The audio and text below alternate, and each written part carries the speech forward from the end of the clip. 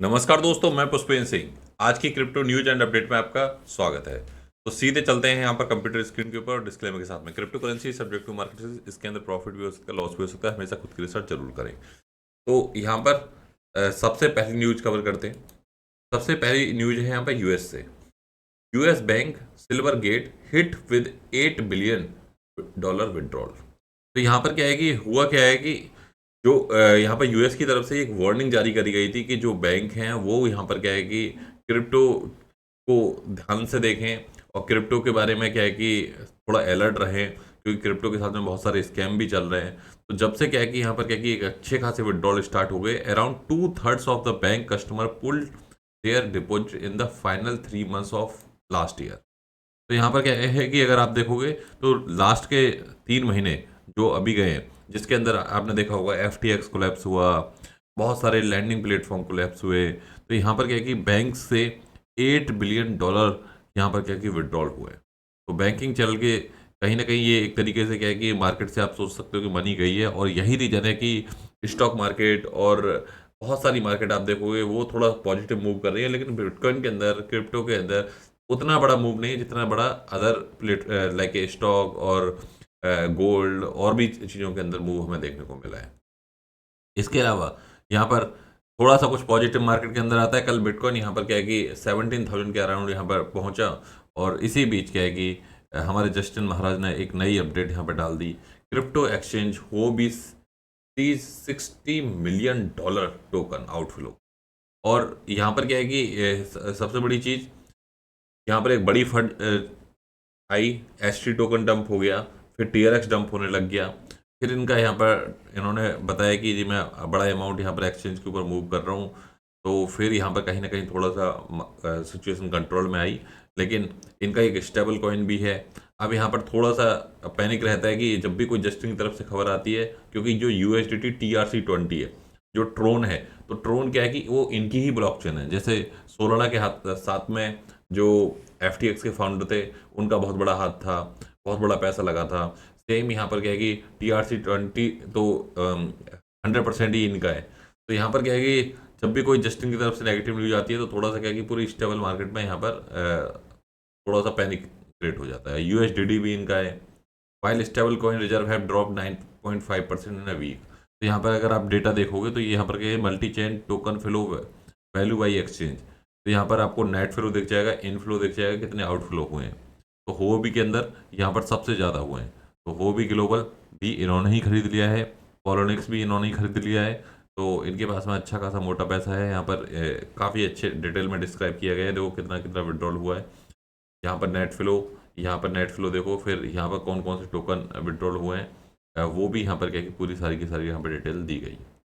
अब next update पे चलते हैं।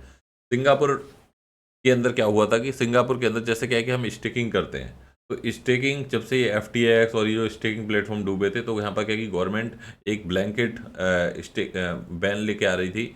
जो लैंडिंग टोकन्स हैं उनको आप लैंड नहीं कर सकते। तो यहाँ पर क्या है कि जो सिंगापुर की लॉबी है, उन्होंने मतलब जो सिंगापुर का ग्रुप है और जो एसोसिएशन है, ब्लॉकचेन एसोसिएशन ऑफ सिंगापुर, तो यहाँ पर क्या है कि एक एसोसिएशन बनी हुई है। तो गवर्नमेंट जब भी कोई डिसीजन लेते हैं तो हमेशा क्या है कि कंसल्ट करती है BAS से। तो यहाँ पर क्या है कि BAS ने यहाँ पर अपोजिशन एक तरीके से क्या है कि अपोज किया है, जो यहाँ पर क्या है कि एक ब्लैंकेट बैन वाली जो बातें हैं कि लैंडिंग नहीं हो सकती। ऐसा नहीं, क्रिप्टो बैन की बात नहीं कर रहा मैं, खाली खाली लैंडिंग की बात कर रहा हूँ कि आप किसी को क्या है कि रिटर्न नहीं दे सकते, फिक्स रिटर्न्स। तो यहाँ पर 3 एरो कैपिटल और दुनिया भर की वोल्ड और ये बहुत सारी कंपनी ऐसी थी जिन्होंने क्या है कि लोगों से पैसे लिए, फिर उनको क्या है कि विड्रॉल नहीं दिए। अब यहाँ पर नेक्स्ट अपडेट की बात करते हैं, और यहाँ पर हैं top 10 coin by daily GitHub development activity. तो ये डेवलपमेंट एक्टिविटी है क्या और गिटहब है क्या, क्योंकि ज़रूरी नहीं है कि सारे यहाँ पर क्या कि टेक वाले लोग हों, यहाँ पर नॉन टेक्निकल वाले लोग भी हैं। तो थोड़ा सा मैं ट्राई करूँगा एक्सप्लेन करने के लिए। तो गिटहब क्या है, एक तरीके से सोर्स कंट्रोल है। सोर्स कंट्रोल जहाँ पर क्या है कि आप जो भी डेवलपर्स होते हैं, वो जो भी कोड होता है उसको क्या है कि चेक इन करते हैं, एक तरीके से पोस्ट करते हैं एक रिपोजिटरी के अंदर। तो गिटहब क्या है कि एक तरीके से सोर्स कंट्रोल है, जहाँ पर क्या है कि जो भी डेवलपमेंट हो रहा है प्रोजेक्ट के अंदर, वो वहाँ पर पब्लिश होता है। तो वहाँ पर जितने नंबर ऑफ डेवलपर ज़्यादा होंगे, यानी जितना ज़्यादा डेवलपमेंट होगा उतनी गिटहब के ऊपर एक्टिविटी बढ़ेंगी, यानी कोड पुश होगा, पुल होगा, ये सारी चीज़ें गिटहब के ऊपर होंगी। तो ब्लॉकचेन, क्रिप्टो, ये आप सभी को पता है ओपन सोर्स है। तो ओपन सोर्स के अंदर क्या होता है कि सारा कुछ ट्रांसपेरेंट रहता है। तो यहाँ पर जो सबसे ज़्यादा डेवलपमेंट एक्टिविटी हुई हैं वो हुई हैं फर्स्ट नंबर पे माना के अंदर, देन सेकंड नंबर के ऊपर आईसीपी के अंदर, थर्ड नंबर के ऊपर यहाँ पर एटम के अंदर, फिर इथेरियम के अंदर, फिर यहाँ पर डॉट के अंदर, यहाँ पर वेगा प्रोटोकॉल के अंदर, फिर यहाँ पर एडीए के अंदर, और फाइल के अंदर, और एच बार के अंदर।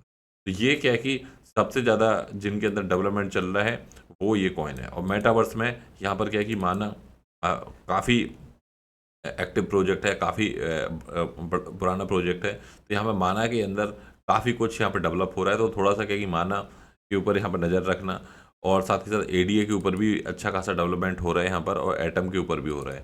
तो ये 2-3 प्रोजेक्ट तो ऐसे हैं कि जिनके ऊपर आपको थोड़ी सी नज़र रखनी चाहिए।